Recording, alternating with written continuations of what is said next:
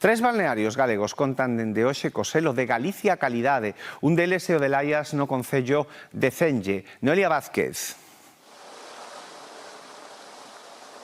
Sí, é a primeira vez, Marcos, que un establecemento termal recibe este distintivo de calidade. Un distintivo que agora van poder lucir os tres balnearios que o Grupo Caldaria ten en Ourense, o de Arnoia, o de Lobios e este de Laias, onde nos atopamos. É o recoñecemento a 30 anos de traballo a prol da excelencia na prestación de servizos de turismo, de saúde e de benestar. O recoñecemento a un proxecto que a día de hoxe non só dá traballo a 150 persoas, senón que ademais conseguiu dinamizar económicamente as zonas rurais nas que decidiu instalarse. No acto de entrega dese selo de calidade, o presidente Alfonso Rueda anunciou que o ano que ven a Xunta vai poñer en marcha un novo plan termal.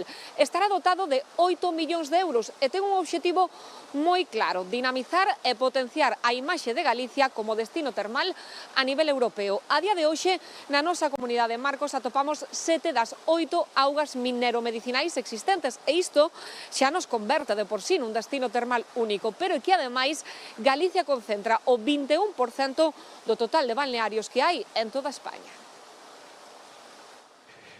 Para que os 8 millóns? Pois para crear novos establecementos e para mellorar os actuais tamén. Sempre se pode mellorar e, polo tanto, tamén hai que dedicarse a eso.